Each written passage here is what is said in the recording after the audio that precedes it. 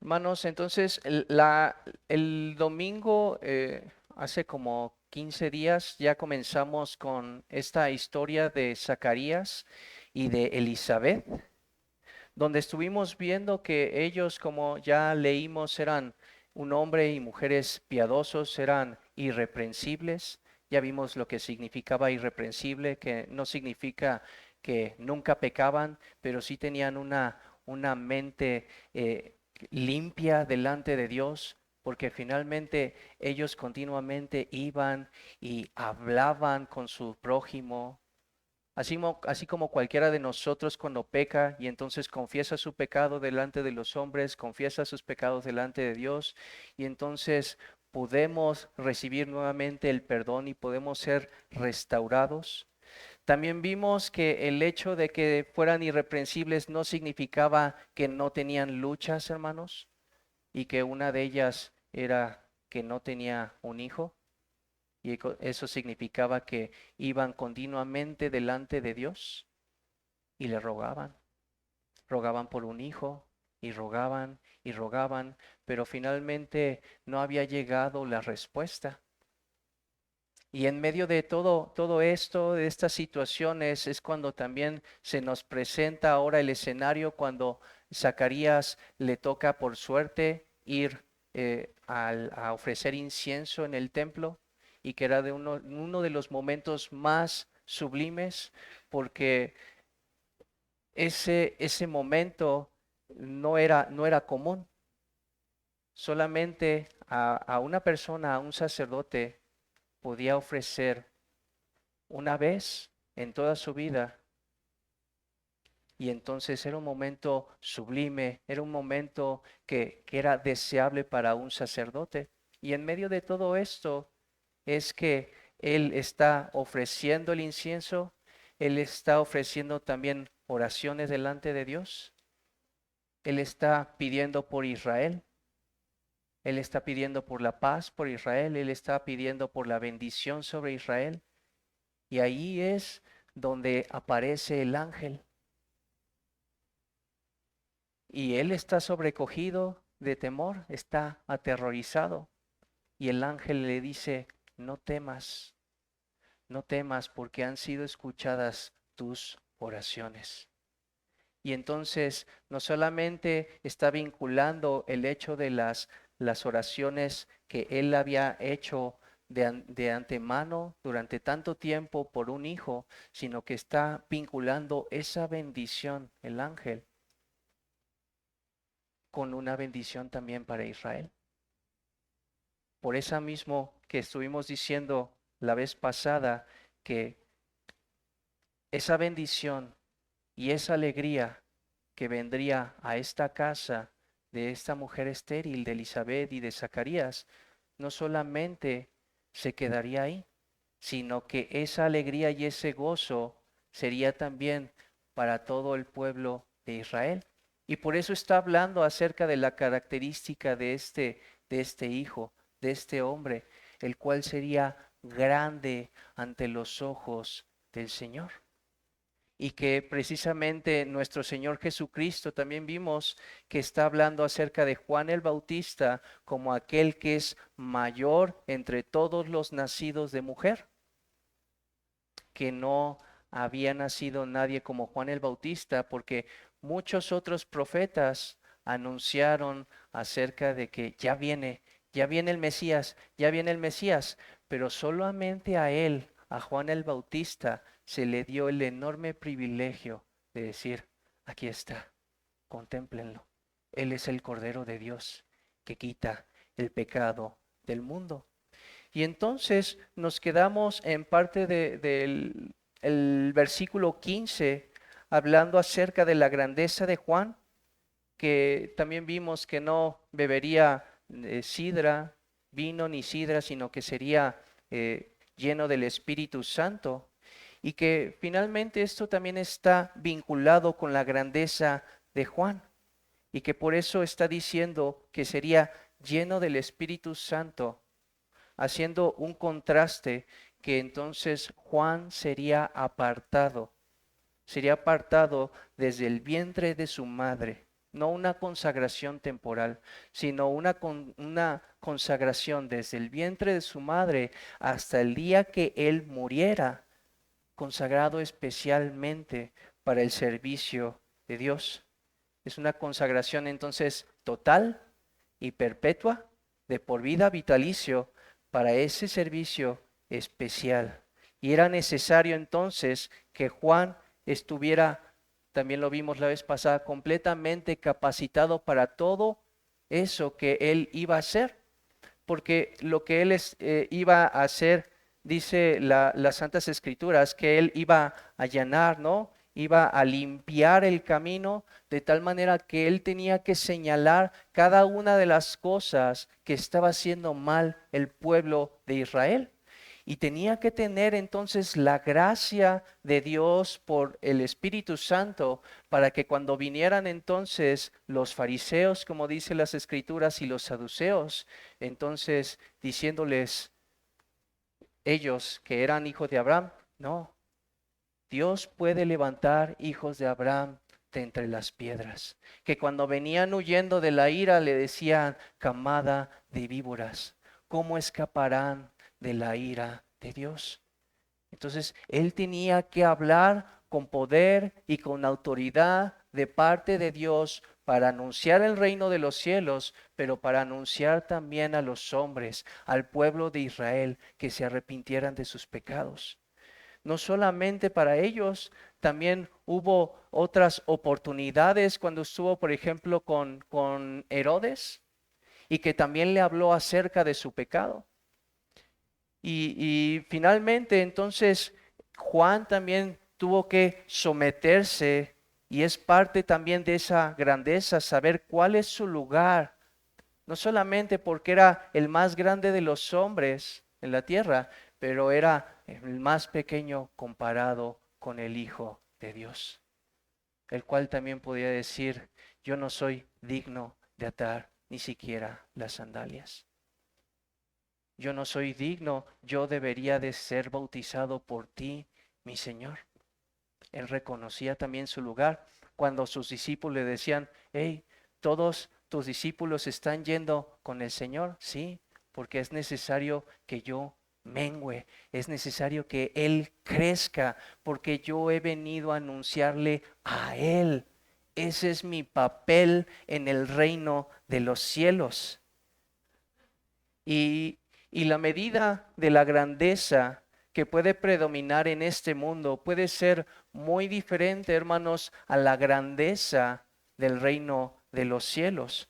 Que por eso dice el Señor Jesús, llamándoles, dice, ¿sabéis que los gobernantes de las naciones se enseñorean de ellas y que son grandes y ejercen sobre ellas potestad?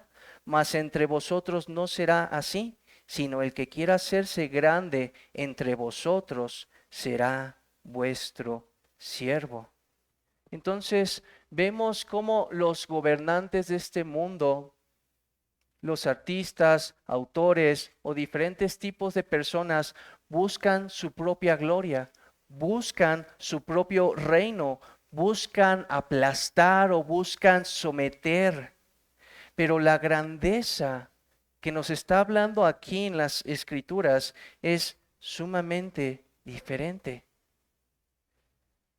Porque aquellos que hacen cosas grandes para Dios buscan entonces su reino, hermanos. Por eso las Santas Escrituras nos llaman a buscar el reino de Dios y su justicia. Hermanos, nosotros como creyentes somos hijos del reino y estamos llamados entonces a proclamar este reino que nuestro Señor Jesucristo ha inaugurado. Y lo que nosotros hagamos en esta vida, en este tiempo, va a perdurar para siempre. No solamente a lo largo de nuestra vida, sino por todas las edades, porque el reino de Dios permanece para siempre, hermanos. Entonces, ahí radica la grandeza de lo que nosotros debemos de buscar. que no importa que nosotros seamos despreciados, buscando el reino de Dios y su justicia, ciertamente hicieron lo mismo con nuestro Señor Jesucristo. Las Escrituras dicen que Él fue despreciado por los hombres, pero Él es lo más deseable. Él es precioso, dicen las Santas Escrituras. Así que también nosotros y nuestros hijos debemos ser llamados, estamos llamados a buscar esta clase de grandeza. Y que esta grandeza entonces, hermanos, está al alcance de todos, al alcance de ricos, al alcance de pobres, de mujeres, de hombres, de libres, esclavos. Esta grandeza no depende de nuestro poder, de nuestra autoridad o de nuestro dinero, sino de un corazón bien dispuesto para servir a nuestro Rey en el extendimiento de su reino. Entonces, debemos de luchar por poner en alto su nombre, por hacer la obra de Cristo en este mundo. No importa que no recibamos la honra aquí. No importa que seamos despreciados aquí. Porque al final, hermanos, hay un grande galardón. Hay una enorme recompensa. Seremos llamados grandes porque hicimos cosas grandes para el reino de Dios, porque hicimos la más grande de las obras en esta vida: predicar, honrar y luchar por Cristo, luchar por nuestro Señor, luchar por aquel que nos consagró por medio de su sangre y por medio de su cuerpo, hermanos. Y además tenemos preciosas palabras que nosotros recibimos por parte de nuestro Señor y un aliento para que podamos perseverar.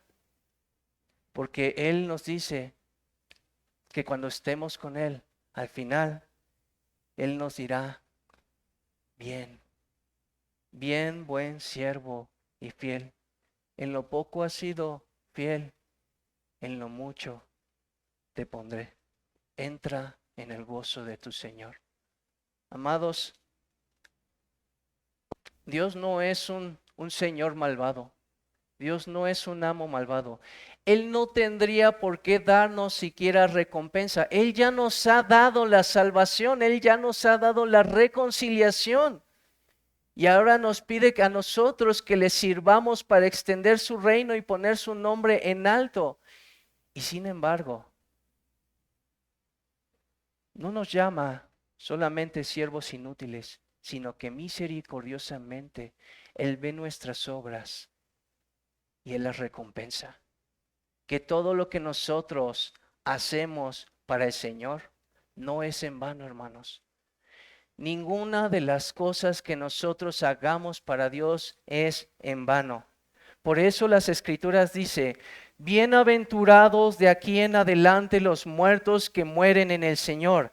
Sí, dice el Espíritu, descansarán de sus trabajos, porque sus obras con ellos siguen. Así que sirvamos a nuestro Dios, sirvamos a nuestro Cristo, sirvamos a nuestros hermanos, porque esa es la grandeza que debemos de perseguir, la grandeza del reino de Dios.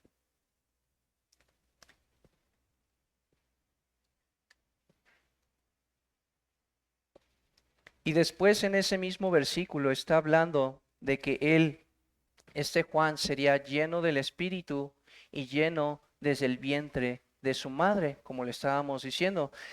Aquí también platicamos la vez pasada, estuvimos conversando que hay una evidencia entonces de que él fue lleno desde el vientre de su madre, porque cuando María va a visitar a Elizabeth, entonces cuando se juntan, Juan, aún siendo un bebé, salta de alegría.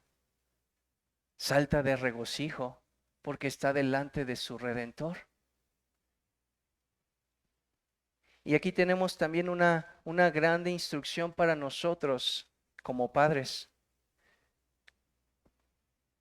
Amado hermano, los hijos nunca son demasiado jóvenes para recibir la gracia de Dios. Y a veces podemos llegar a pensar que por una edad tan tierna son incapaces de recibir una operación del Espíritu Santo y de su gracia. Pero también de una manera incomprensible, así como Él hace una obra misteriosa por el Espíritu de Dios, como dice el Señor a Nicodemo, que es el Espíritu de Dios es como el viento, va y no sabes lo que pasa hasta que finalmente no ves la obra del Espíritu. Entonces, asimismo también, el Señor, hermanos, papá y mamá, el Señor puede obrar en nuestros hijos a una edad temprana, porque nunca son demasiado jóvenes para tener comunión con Dios. Así como nuestros pequeños nunca son demasiado jóvenes para empezar a pecar, de la misma manera, nunca son demasiado jóvenes para recibir la gracia de Dios. Ciertamente no podemos decir que no les vamos a pedir de una manera especial que ellos reciten cierta cosa o que ellos lo entiendan como nosotros lo entendemos, porque ciertamente ellos no tienen a lo mejor las palabras para poder expresar. Pero de la misma manera puede ser de una manera muy simple la obra del Espíritu en sus corazones, de tal manera que ellos puedan saber y entender que Cristo les ha amado, que Cristo les ha perdonado, que Cristo les ha salvado.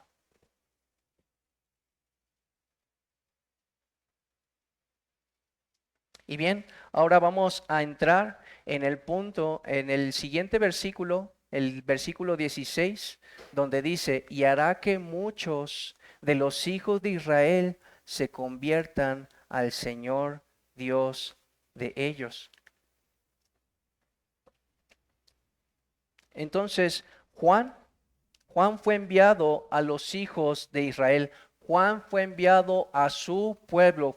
Juan fue enviado a sus hermanos para poder predicarles entonces la verdadera doctrina. Y es cierto que muchos le rechazaron. Muchos vinieron y entonces le acusaban y le decían, ¿tú eres el Cristo? No, yo no soy el Cristo. Él no lo afirmó nunca, dice la Escritura, sino que lo negó. Y él decía que era una voz que clamaba en el desierto, que estaba preparando el camino del Señor. Pero finalmente entonces los judíos, el pueblo judío dependía mucho de toda la estructura legal que ellos tenían. Ellos dependían de sus privilegios. Ellos decían, yo soy hijo de Abraham. Ellos confiaban en sus propias justicias y ellos tenían entonces una estructura legal. Te tienes que circuncidar, tienes que hacer todas estas cosas y finalmente con todo eso tenía que batallar. Además, no solamente tenía eso, tenía otras posturas y puntos doctrinales, muchos errores. Había fariseos, había saduceos y entonces en medio de todo esto, Juan le tocó entonces compartir a un pueblo lleno de oscuridad, que había abandonado entonces el camino antiguo y que entonces él tenía que hablarles a ellos. Juan entonces ahora llamaría a sus hermanos a arrepentirse de la confianza en sus propias obras, en su propia justicia, en creer que solamente por ser linaje de Abraham ya contaban con una bendición. Y entonces él tenía que hablarles al corazón para decir, arrepiéntanse de sus pecados, arrepiéntanse de todas, dejen todas sus inmundicias, porque ellos habían cambiado la verdad de Dios por la mentira. Y también los fariseos estaban cargando al pueblo, porque dice una parte de las escrituras, dice el Señor, porque atan cargas pesadas y difíciles de llevar y las ponen sobre los hombros de los hombres, pero ni siquiera ellos con un dedo quieren moverlas. Entonces, ¿se imaginan cómo estaba el pueblo de cansado? Al mismo tiempo que Él les estaba hablando que se arrepintieran, Juan el Bautista también les estaba dando esperanza. Porque en medio de un pueblo que estaba sumamente cansado con todas esas cargas, Él lo que les estaba diciendo, arrepiéntanse y límpiense de sus pecados, porque he aquí está a la puerta el Cordero de Dios. Porque ya viene, ya está aquí, ya está entre nosotros. Límpiense y prepárense. De esa manera entonces, hermanos, Él hizo volver los corazones del pueblo de Israel por medio del Evangelio de Cristo y por medio del llamado al arrepentimiento. Pero no solamente dice eso, en el versículo 17 dice, e irá delante de él con el espíritu y el poder de Elías. Y nada más notemos que en el versículo 16 termina hablando acerca de Dios. En el versículo 16 dice, y hará que muchos de los hijos de Israel se conviertan al Señor Dios de ellos. Y después inmediatamente dice, e irá delante de él. Es decir, está hablando acerca de Dios, Dios mismo. Pero entonces nos está diciendo que aquel que está anunciando, que aquel que es el Mesías, no solamente es el ungido de Dios, sino que es Dios mismo. Aquí hay una prueba en el Evangelio de Lucas donde nos está diciendo que Cristo Jesús es el Señor, que Cristo Jesús es Dios. ¿Vale, hermanos? Entonces, no solamente nos está diciendo eso, sino que va a ir delante de Él. Es decir, vendría anunciando como el heraldo del rey, anunciando que viene el Mesías y está preparando entonces el camino para la llegada de Cristo. Por eso dice que viene delante de Él. Pero además dice que viene con el espíritu de Elías.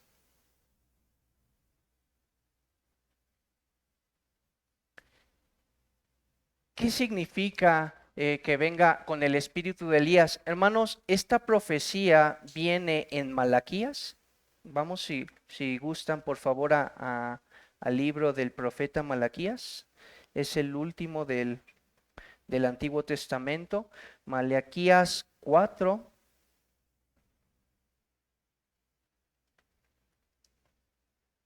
4:5. Y dice de la siguiente manera, yo se los leo. He aquí, yo os envío el profeta Elías, antes que venga el día de Jehová grande y terrible. Entonces nos está hablando acerca de que este Juan el Bautista es aquel profetizado, es aquel Elías, pero aquí el Evangelio nos dice de una manera más clara que no estaban esperando literalmente a Elías el tisbita, sino que estaban esperando a aquel que vendría con el mismo espíritu de Elías. Y hace entonces una comparativa con Elías. ¿Por qué con Elías, hermanos? Porque, por ejemplo, Elías tuvo que estar luchando en los tiempos de Acab también, llamando al arrepentimiento, porque era un pueblo, el pueblo de Israel, que estaba también completamente corrompido y en tinieblas. Y entonces es cuando él dice que no va a llover, porque estaban adorando a falsos dioses, porque Acab se había casado con Jezabel, era su mujer, era la reina. Y en ese tiempo entonces Elías estaba llamando al arrepentimiento.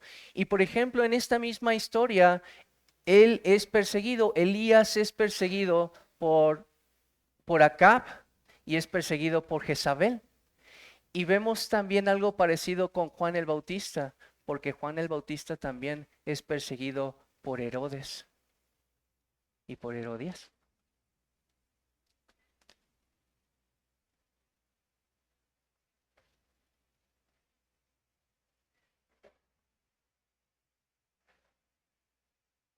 Así que entonces Elías fue dotado del Espíritu Santo, del Espíritu Divino, para hacer obras maravillosas. Así como en ese tiempo también mostró por medio de la manifestación de la gloria de Dios. ¿Recuerdan cuando bajó como fuego en aquel momento, cuando estaban presentando un sacrificio y estaba completamente mojado?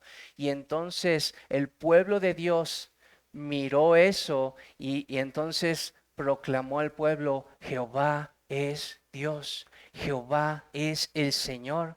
Así también, por medio de la proclamación del Evangelio, Juan el Bautista haría volver los corazones del pueblo de Israel hacia Dios. Y entonces no solamente dice eso, hermanos, sino que más adelante, en ese mismo versículo, nos dice: para hacer volver los corazones de los padres a los hijos y de los rebeldes a la prudencia de los justos. Sigue aquí hablando acerca de la misma profecía de Malaquías. De hecho, dice en el versículo 6, Él hará volver el corazón de los padres hacia los hijos y el corazón de los hijos hacia los padres. Más adelante. Hermanos, aquí hay diferentes posturas respecto a esta sección de lo que significa. Y quiero presentarle entonces a ustedes, hermanos, estas posturas y que entonces ustedes, de acuerdo a la reflexión, puedan tomar una postura. Yo también les voy a compartir qué es lo que yo creo, ¿no? Número 1, que Dios hará volver los corazones de Israel a la antigua fe, porque finalmente dice las Escrituras que entonces en ese tiempo estaba corrompido. Y entonces lo está comparando también como en los tiempos de Elías. Y entonces, como dice las Escrituras en Jeremías 6:16, dice: Jehová, paraos en los caminos y mirad y preguntad por las sendas antiguas cuál sea el buen camino, y andad por él y hablaréis descanso para vuestra alma. Entonces algunos dicen, bueno, lo que significa es que esa reconciliación de la cual habla entre los hijos y los padres, que los padres están representando el antiguo camino, la senda antigua que ellos dejaron, pero que por medio de la predicación del arrepentimiento y del evangelio proclamado por Juan el Bautista, perdón, él haría volver los corazones a esta senda antigua. La postura número 2, lo que está diciendo aquí es que él reconciliaría a los padres con los hijos literalmente, porque como estábamos viendo, en los tiempos de Juan el Bautista había muchas divisiones, muchas sectas entre el judaísmo. Y entonces esto significaba que había muchos problemas y eran muy violentos entre ellos. Y eso, y no escapaban las familias de estas clases de divisiones. Y entonces lo que nos está diciendo aquí es que por medio de la predicación de Juan el Bautista, él haría esa reconciliación o esa armonía entre los padres y los hijos, para que en lugar de que hubieran muchas sectas y estuvieran violentándose entre ellos, traía el mensaje del Evangelio paz y reconciliación. Y el punto número 3, o la postura número 3, hermanos, nos dice que Juan sería un instrumento para que al compartirse el mensaje de arrepentimiento y el mensaje del Evangelio de Jesucristo, entonces no solamente fueran atraídos los judíos, sino también los gentiles, y que entonces haría reconciliación entre los padres y los hijos, y ya ven que dice más adelante, entre los rebeldes, dice ya lo perdí.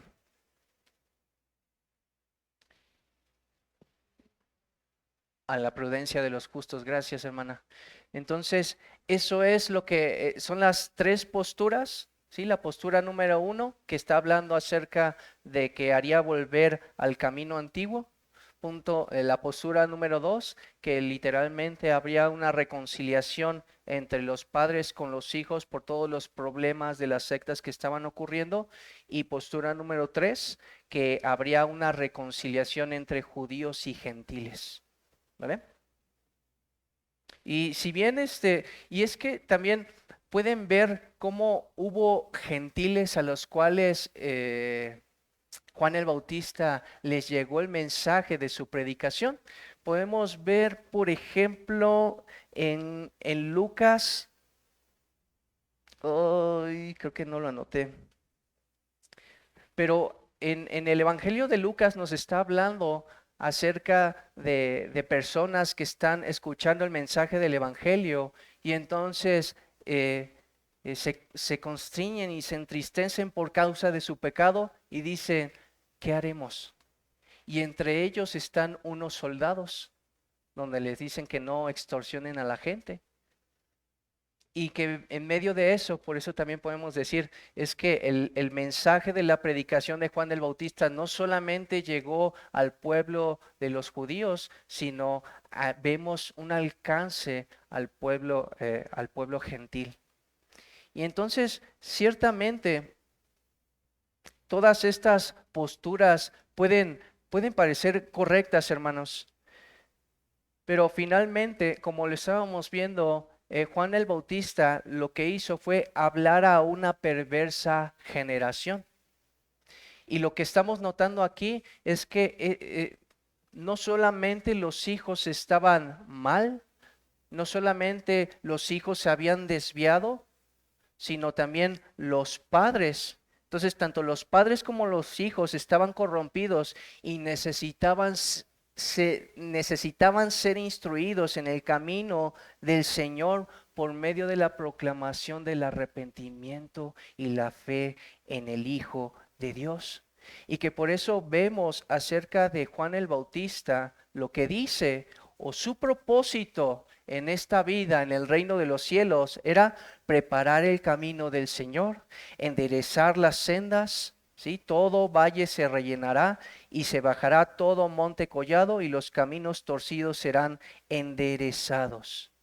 Entonces, básicamente, por la postura que yo me inclino más, es como una combinación entre la primera y la segunda. Es decir, que por medio de la predicación de Juan el Bautista, sí hubo una reconciliación entre los padres y los hijos, pero no estamos hablando solamente por problemas de las divisiones que había entre las sectas, sino porque también habían dejado el camino antiguo, porque se habían corrompido y era necesario entonces que Juan el Bautista estuviera hablando de manera clara el mensaje de arrepentimiento para decirles lo que ustedes están haciendo están mal y entonces deben de dejar todos estos pecados para que finalmente estén preparados y dispuestos para la llegada del Mesías. Esa finalmente es la postura que me inclino más. No alcanzo a ver un motivo o una razón por la que se diga que Juan el Bautista vino a hacer reconciliación entre judíos y gentiles. Sí lo vemos como una consecuencia, porque finalmente Cristo no solamente vino para los judíos, sino Cristo vino para hacer bendición para todas las naciones, pero puntualmente el trabajo de Juan el Bautista, como dice ahí, Juan el Bautista vino a sus hermanos. Juan el Bautista vino para el pueblo de Israel para anunciarles la llegada del Mesías y para que finalmente se limpiaran, se arrepintieran de sus pecados y dejaran atrás todo aquello en que habían puesto su confianza, porque todos sus caminos estaban torcidos. ¿Ok, hermanos? Pero no solamente dice eso, hermanos. Después, en ese mismo versículo, dice, para preparar al Señor un pueblo bien dispuesto. Y entonces Juan estaba preparando a un pueblo, como le estábamos comentando, para la llegada del Mesías. Y es muy similar, hermanos, como cuando en el libro de Éxodo el Señor se iba a manifestar su gloria.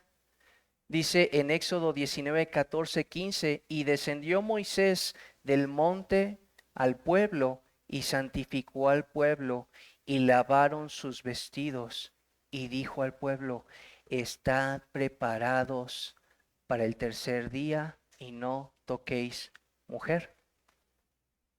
Entonces, aquí lo que estábamos viendo es que se estaba preparando a un pueblo para poder presentarlos delante del Mesías. Y para poder presentarse era necesario que fueran limpiados de sus inmundicias.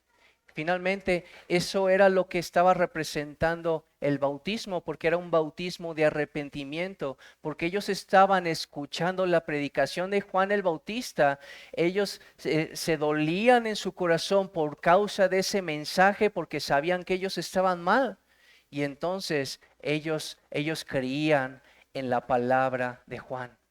Ellos creían en la proclamación del Evangelio, que el Mesías ya estaba aquí y entonces ellos eran limpiados ritualmente por medio del bautismo, que lo que significaba era que ellos habían aceptado el mensaje, ellos habían dejado sus obras, habían dejado su confianza en sí mismos, en sus tradiciones y habían puesto su confianza en Dios y en su Mesías.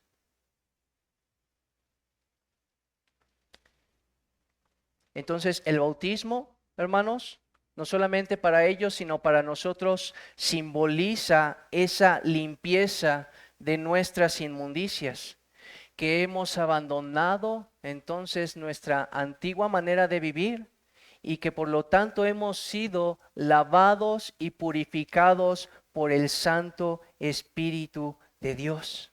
Ahora hemos creído en la redención de nuestras almas por medio de la sangre del Cordero. Pero no solamente nos está anunciando esto como en los tiempos de Juan el Bautista, sino que entonces también nos está preparando para la llegada, la segunda venida del Hijo de Dios. Porque Él requiere un pueblo bien dispuesto. Él requiere un pueblo preparado. Él requiere un pueblo arrepentido, un pueblo entregado. Un pueblo que crea en aquel que lo envió y por lo tanto un pueblo purificado por la sangre de Cristo Jesús. Que así como también el pueblo de Israel atravesó el mar y que también lo simboliza las escrituras como un bautismo, nos está preparando finalmente para que un día estemos con Cristo en su segunda venida. Y hermanos, el carácter de Juan que estamos viendo aquí refleja el carácter de un ministro de Dios. El carácter de un ministro de Dios que hace volver los corazones de los hombres a Dios, los corazones del pueblo a Dios, que vuelve entonces de la ignorancia al conocimiento o a la sabiduría, del descuido a la seriedad, del pecado a Dios, que no se deleita en otra cosa, sino en ser un heraldo o un mensajero de Jesucristo y que prepara a su pueblo bien dispuesto para aquel día que se ha de encontrar en los cielos con su Señor en el día de su venida. Entonces, hermanos, debemos orar por ministros así, porque esos ministros son pilares y son fundamento para nuestra iglesia, son sal de la tierra y son luz de este mundo. Y solamente teniendo ministros así es que también podemos cumplir con la gran comisión de la cual estábamos hablando, con el extendimiento del reino de los cielos. Y ahora pasamos al versículo 18. Ahí vemos la contestación de Zacarías a todo esto. Que el ángel, perdón, hermanos, le está hablando acerca de su hijo, quién ha de ser su hijo, lo grande que sería su hijo, las hazañas y las maravillas que haría por el poder del Santo Espíritu de Dios. ¿Y cómo responde Zacarías? ¿En qué conoceré esto? Es decir, ¿cómo podré estar seguro que lo que tú me dices va a suceder? ¿Qué señal voy a tener para estar seguro de que va a acontecer todo esto? Y no solamente dice eso, ya con esto ya está hablando acerca de pecado, ya está hablando su incredulidad, sino que pone una justificación. Porque yo ya soy viejo. Mi mujer también y mi mujer es estéril. ¿Qué señal voy a tener?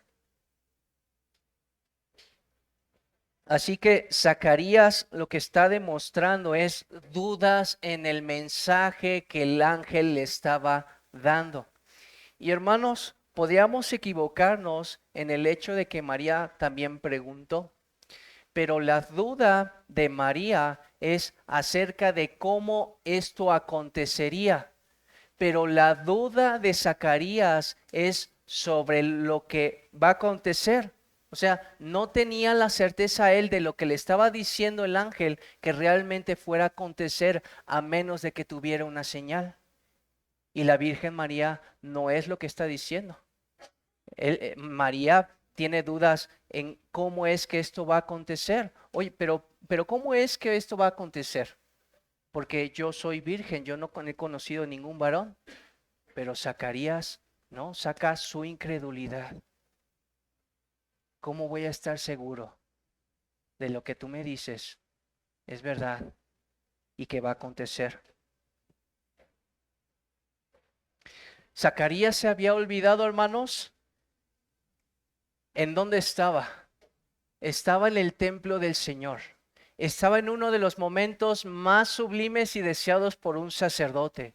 Estaba orando y rogando por la paz de Israel y por la bendición de su pueblo. Y en medio de esto es que llega esta aparición del ángel y le dice todas estas cosas. No es cualquier lugar, hermanos, sino que es en el santuario de Dios, donde se manifestaba la santa presencia del Señor.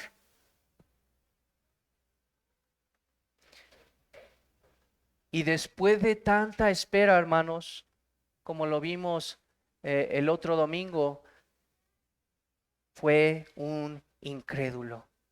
Después de tantas rogativas por ese niño tan deseado, ya cuando el Señor le estaba respondiendo de una manera favorable, enviándole un mensaje por medio de su ángel, él no creyó. Después de que el ángel le dijo, no temas. Y no solamente le dijo, no temas, ¿por qué? Porque yo vengo a anunciarte esto, que tus oraciones han sido escuchadas. Y sin embargo, a pesar de que Zacarías escuchó esas palabras, tus oraciones han sido escuchadas y tu esposa concebirá. No lo podía creer. Con todo esto, Zacarías falló al pensar de que todo esto sería improbable, no viendo el poder y la suficiencia de Dios, sino solamente viéndose a sí mismo, viendo a su mujer y viendo toda la improbabilidad. Y en lugar de creer como su padre Abraham, fue incrédulo, perdón, como Sara. ¿Se acuerdan la primera vez cuando el Señor vino y le dice y que está escuchando Sara? ¿Qué es lo que hace Sara? Reírse por la incredulidad de su corazón. ¿Acaso yo voy a tener ese deleite? ¿Acaso después de tantos tiempo de ya ser vieja voy a poder disfrutar de esto que dice el Señor? E inclusive el Señor la reprende. ¿Te reíste? No, Señor, no me reí. Sí, sí te reíste. Dios es todopoderoso, hermanos, y para Él no hay nada imposible. Y esto debe ser suficiente para silenciar cualquier tipo de objeción. Y entonces el hecho de que Zacarías fuera silenciado es porque no había lugar para su incredulidad, porque ese mensaje era fiel y era verdadero. Y no solamente eso, también vemos, hermanos, que Gabriel también le da entonces una respuesta. Gabriel le da una respuesta y le dice primero, yo soy Gabriel, que estoy delante de Dios y he sido enviado para hablarte y darte estas buenas nuevas. Hermanos, en el momento en el que Zacarías está escuchando quién es este ángel, diciéndole, yo soy Gabriel, tenía que resonar como un judío y recordar quién era este ángel.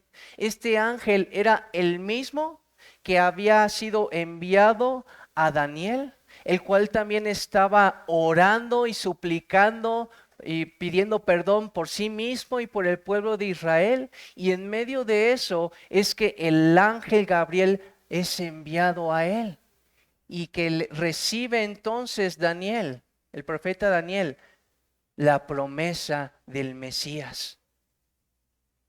Y que entonces está diciéndole básicamente el ángel Gabriel, yo soy el mismo que fui enviado a Daniel para proclamar la promesa del Mesías.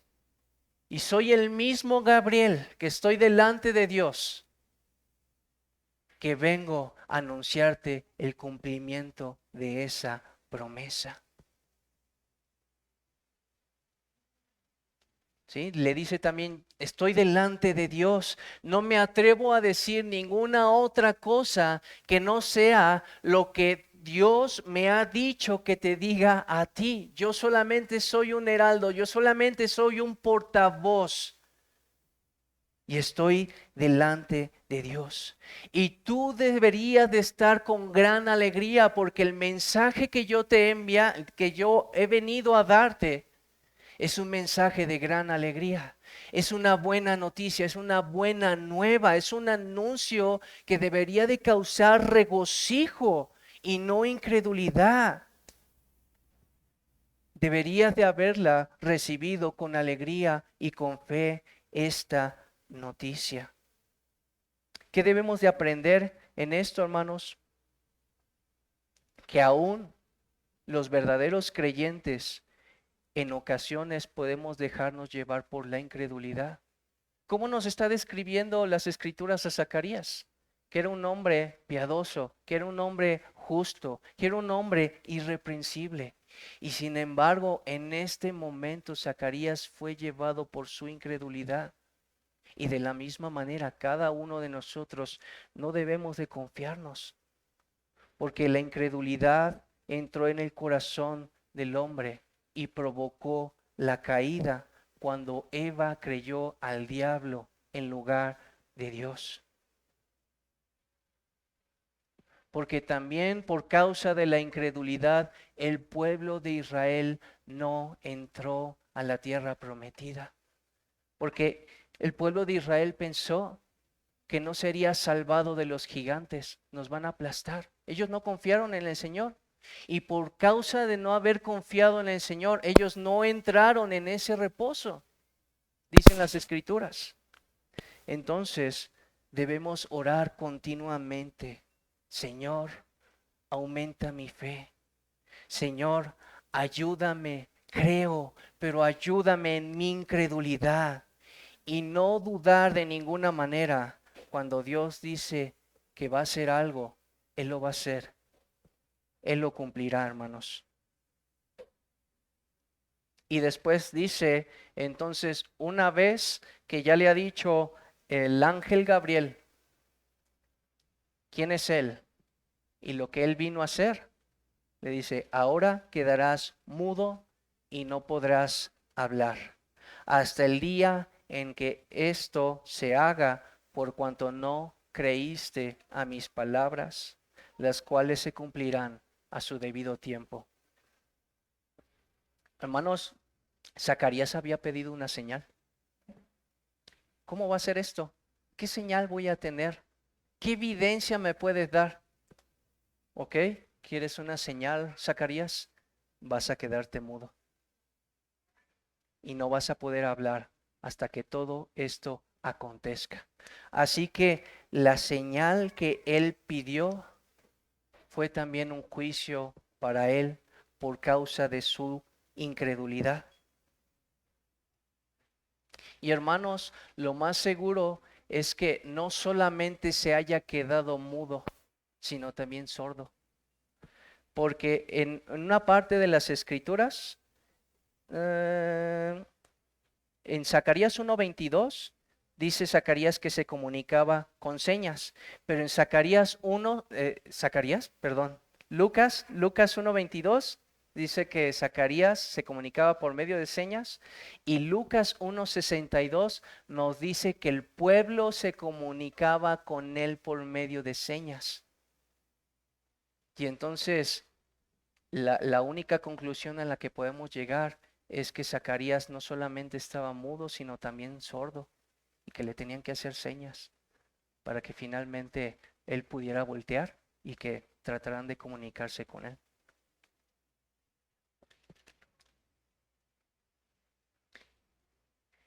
Bueno, y entonces dice en el versículo 21, y el pueblo estaba esperando a Zacarías y se extrañaba que él demorase en el santuario. Habíamos visto anteriormente la escena cuando está entrando Zacarías y entonces el pueblo estaba orando.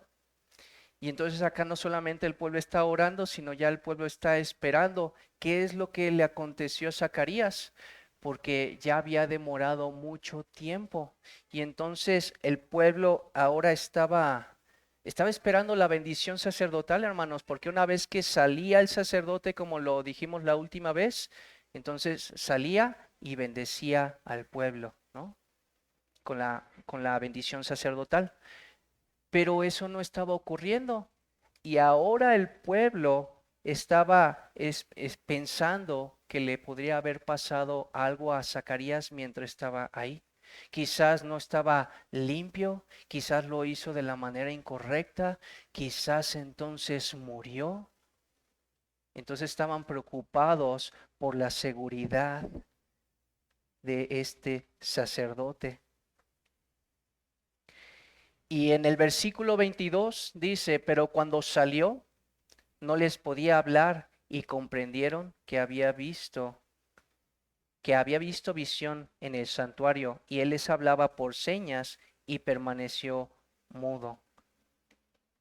Y entonces Zacarías, hermanos, se cumple lo que dijo el ángel Gabriel.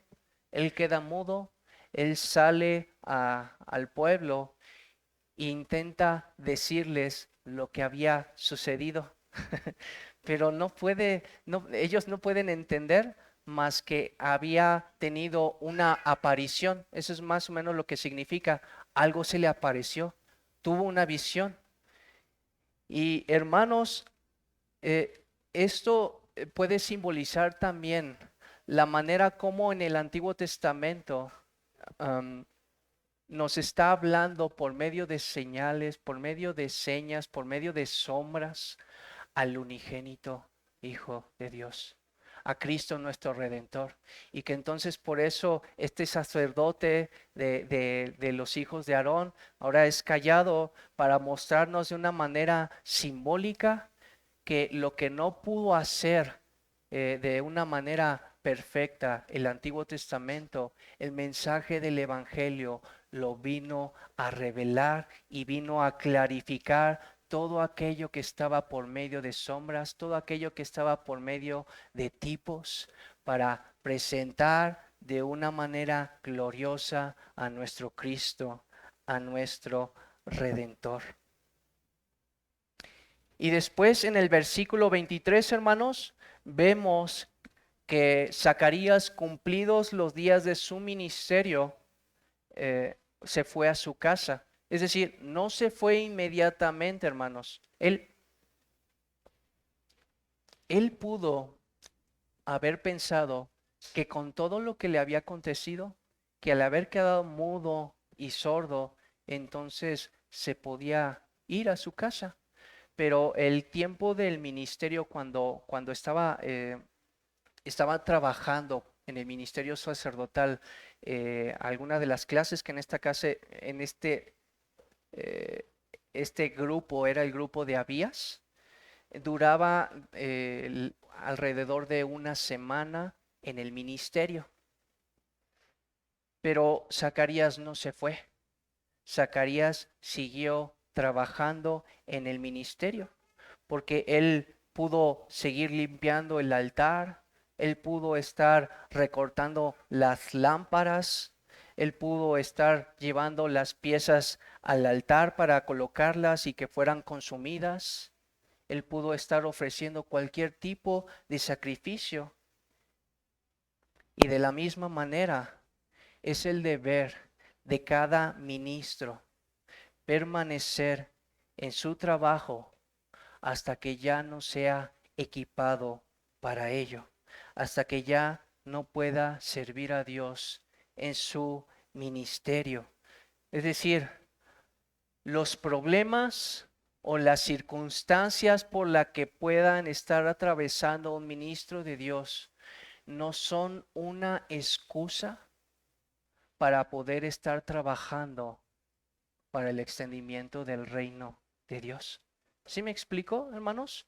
No estamos diciendo que si el hombre ya queda postrado en estado vegetativo, tiene que seguir predicando. No, hermanos, pero si nosotros tenemos la facultad, si el Señor nos sigue dando la capacidad para poder seguir predicando la palabra de Dios, no hay ninguna excusa para seguir, para no hacerlo, sino que debemos hacerlo. Es un deber, hermanos, de todo ministro del Señor, que su principal deber sea el honor de su Señor y la salvación de los hombres. Porque aquellos que dicen ser llamados por Dios y que trabajan en el ministerio de Dios y de su palabra, pero que abandonan su trabajo solamente por fines de lucro, son los más despreciables de los mortales y los traidores de Dios.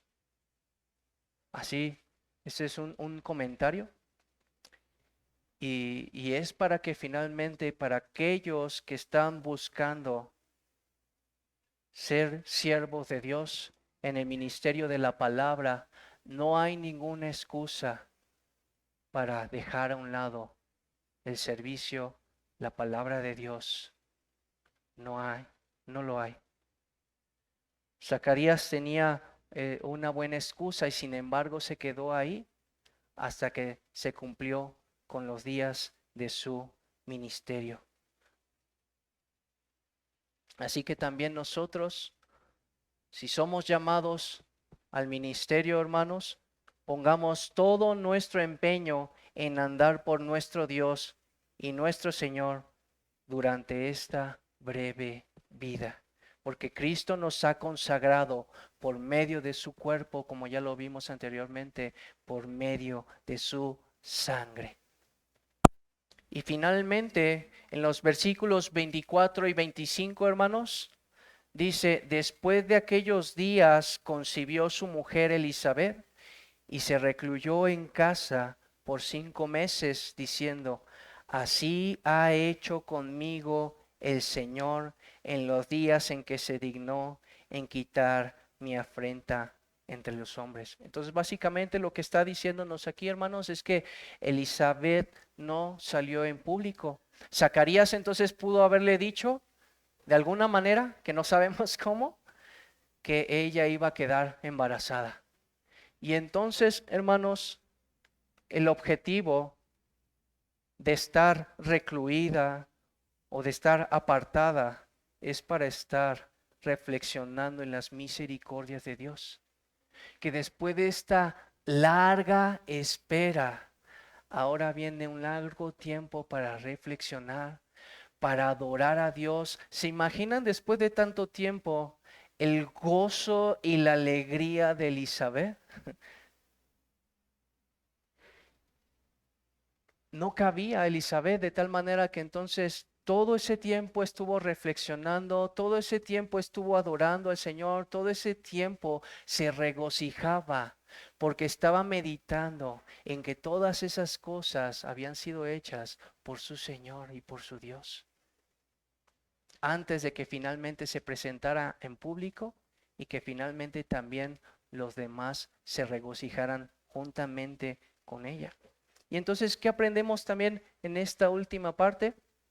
Que antes de estar compartiendo cada una de las experiencias o de las bendiciones que Dios nos da, debemos primero entonces nosotros reflexionarnos. Debemos de atribuir todas estas cosas a Dios para que nuestro corazón se llene de gozo y se llene de alegría y entonces adoremos a Dios y alabemos al Señor por cada una de sus bendiciones. Y que entonces con ese gozo, con ese corazón henchido de alegría, entonces también vayamos con nuestros hermanos, compartamos nuestras experiencias, nuestras bendiciones de las misericordias que Dios ha hecho con nosotros para que nuestros hermanos también se gocen juntamente con nosotros. Tengo 4 últimas aplicaciones, hermanos. Aplicación número 1. Recordemos lo que dijimos, que nunca los hijos son demasiados jóvenes para recibir las tiernas misericordias de Dios. Y que entonces nosotros como padres no debemos de cansarnos de predicarles el evangelio, hermanos. No nos cansemos que desde una tierna edad les hablemos acerca de Cristo, acerca de nuestro Rey, acerca del gozo que nosotros tenemos para que ellos también puedan desearlo. Y no solamente en los tiempos devocionales, hermanos, también en los tiempos cuando estamos corrigiéndolos. También es un momento propicio para hacerlo, para decirles, mira, has pecado, pero sabes, hay alguien que puede perdonarte. Hay alguien que murió y derramó su sangre preciosa para que tú y yo podamos ser perdonados. Mira, por eso es que Cristo tuvo que venir, porque tú no lo puedes hacer perfecto. Tú vas a pecar, pero Cristo es suficiente para que puedas ser reconciliado con Dios. No seamos un estorbo tampoco nosotros para nuestros hijos, hermanos. No pensemos que no puede hacer el Señor esta obra de salvación en nuestra familia, en nuestros hijos, no importando cuán pequeños sean o cuán grandes sean. Dice, inclusive para los pequeños, dice el Señor Jesús, dejen que los niños vengan a mí y no se lo impidan, porque de tales es el reino de los cielos. Y entonces también, hijo, hija que estás entre nosotros, tienes la enorme bendición de pertenecer a una familia que ha sido salvada por Cristo, papá o mamá. Tienes esa enorme bendición, ese enorme privilegio. No todos cuentan con esa bendición. No todos les están hablando continuamente la palabra de verdad. No todos están escuchando de la preciosa sangre que ha sido derramada. Y entonces, pequeñito, pequeñita que nos estás escuchando, aprovecha esa bendición. Aprovecha ese privilegio que tienes. La puerta está abierta. La oferta está delante de ti. Cree, porque es tan simple como eso, que Cristo es Dios hecho hombre, que Cristo ha pagado en nuestro lugar, que Cristo ha derramado su sangre preciosa, que no hay nada más que hacer más que confiar en Él, que dejes a un lado tu pecado para que puedas conocerle y que puedas tener comunión con Él. Oh, por favor, pequeñito que nos escuchas, recibe esta bendición. Cree en Cristo Jesús y serás salvo.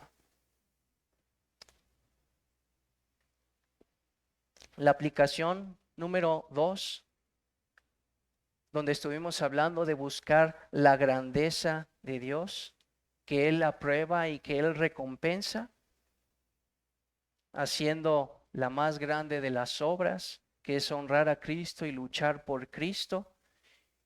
Y hermanos, es necesario que escuchemos. La vez pasada orienté, por ejemplo, la oración y la apliqué acerca de la necesidad de tener una oración corporativa, porque de esa manera mostramos amor a nuestros hermanos, porque ahí en esa oración, en esa reunión corporativa es donde conocemos también las cargas de nuestros hermanos. Hermanos, ahora quiero presentarles la necesidad como cristianos de no solamente asistir a la iglesia, a una iglesia local, sino de pertenecer a una iglesia local. Porque es imposible cumplir los mandamientos de Dios, de amar a Dios y de amar a nuestro prójimo, a menos que no estemos y pertenezcamos y nos comprometamos con una iglesia local. Porque es en una iglesia local, amado hermano, donde nosotros ponemos al servicio de Dios y al servicio de la iglesia todos nuestros dones, todo lo que somos, todas nuestras fuerzas, nuestros recursos, todo lo que somos lo ponemos ahí para el extendimiento del reino de Dios. Y no hay otro lugar donde se puede hacer. Y amado hermano, hay mucho trabajo que hacer. Pero no solamente se requieren cristianos, se requieren cristianos comprometidos, cristianos serios. Y amado amigo, amado hermano, perdón, hermana, podrás decirme, sí, yo lo estoy haciendo desde mi trinchera. Qué bueno que lo hagas, hermano.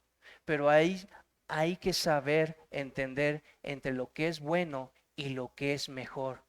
En lo que nosotros pensamos y en lo que Dios ha establecido para el bien de su iglesia y para el extendimiento de su reino. Esa es la manera, hermanos, en la que tú y yo podemos mostrar amor a Dios y amor a nuestros hermanos, servir a Dios y servir a nuestros hermanos. Pero no podemos hacerlo, amados hermanos, al menos que tú y yo no nos comprometamos en pertenecer a una iglesia local.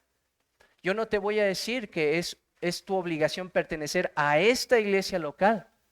Eso tú finalmente lo vas a meditar, finalmente tú lo vas a reflexionar y vas a determinar a qué iglesia vas a ir, a qué iglesia vas a pertenecer y a qué iglesia te vas a comprometer. Pero tienes que hacerlo, hermano. Tienes que hacerlo.